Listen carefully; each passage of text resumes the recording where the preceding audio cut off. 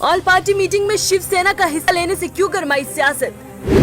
BJP ने क्यों मुखालिफ पार्टियों पर आवाम को गुमराह करने और नए हथकंडे इस्तेमाल करने का लगाया इल्जाम?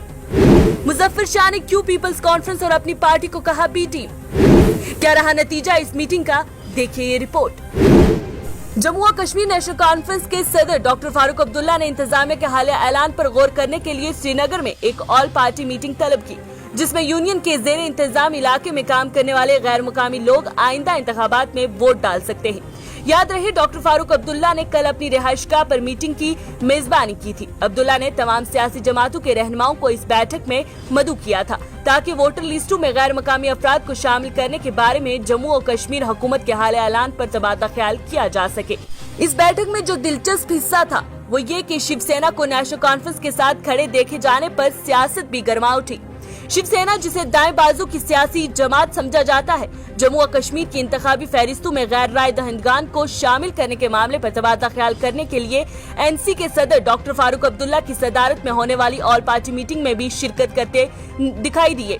शिवसेना का हवाला देते हुए जम्मू और कश्मीर यूनिट के सदर मनीष सहानी ने कहा कि वो अपने नजरियात के बावजूद लोगों की मदद के लिए इकट्ठे हुए हैं। उन्होंने कहा कि जम्मू और कश्मीर मुश्किलात का शिकार है और इन्हें आम लोगों की मुश्किलात को खत्म करने के लिए काम करना होगा।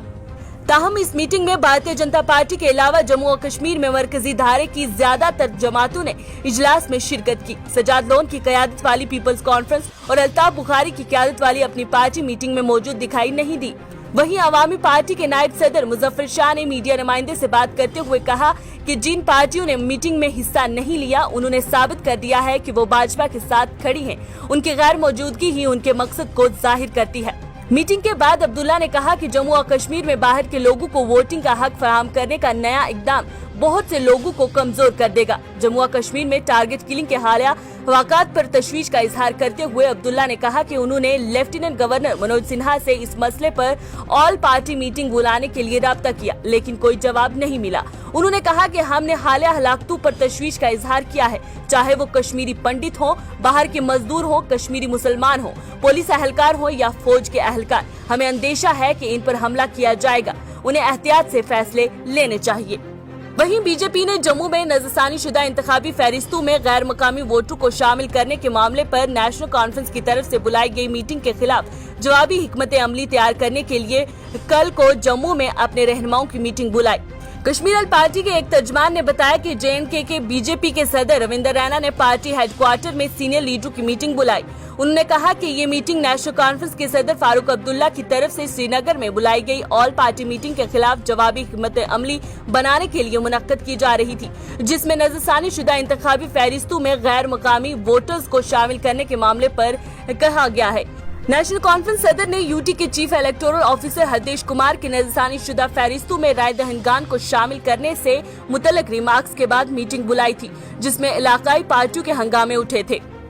हुकूमत ने हफ्ते के रोज एक वजाहत जारी करते हुए कहा था कि इंतखाबी फहरिस्तों की समरी नजरसानी के बाद मुमकिना तौर पर 25 लाख से ज्यादा वोटर के इजाफे की इतलात मुफादात की तरफ से हकायक की गलत बयानी है।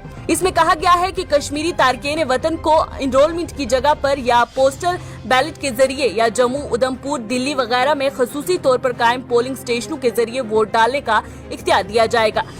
याद रहे, हरदेश कुमार ने हाल ही में ऐलान किया था कि आर्टिकल 370 की मनसूखी के बाद पहली बार इंतखाबी फहरिस्तों की खसूसी समरी नजरसानी के बाद यूनियन टेरिटरी को तकरीबन 25 लाख इजाफी वोटर मिलने का इम्कान है, जिनमें बाहर के लोग भी शामिल हैं। और बीजेपी ने चीफ इलेक्टोरल ऑफिसर का दिफा करते कल इस बैठक का एहतमाम किया था, जिसमें कहा गया है कि इनके रिमार्क्स कानूनी और आईनी तौर पर दुरुस्त है।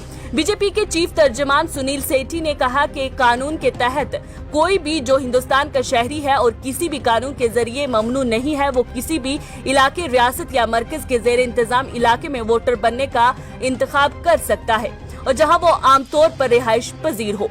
उसी का इतलाक सिर्फ जम्मू और कश्मीर पर किया जा रहा है। आर्टिकल 370 के बाद एक हिंदुस्तान एक कानून होना चाहिए। उन्होंने अपोजिशन पर इल्जाम लगाया है कि वो गलत तस्वीर पेश करने की कोशिश कर रहे हैं। वो जम्मू और कश्मीर यूनियन टेरिटरी में किसी न किसी तरह मुश्तबात पैदा करने की कोशिश कर रहे हैं, जो कि जायज नहीं है।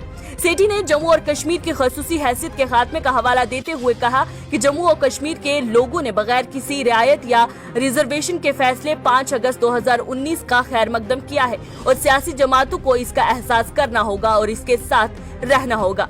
इसी दौरान भाजपा ने मुखालिफ पार्टियों पर आवाम को गुमराह करने और माहौल को बिगाड़ने के लिए नए नए हथकंडे इस्तेमाल करने का भी इल्जाम लगाया है।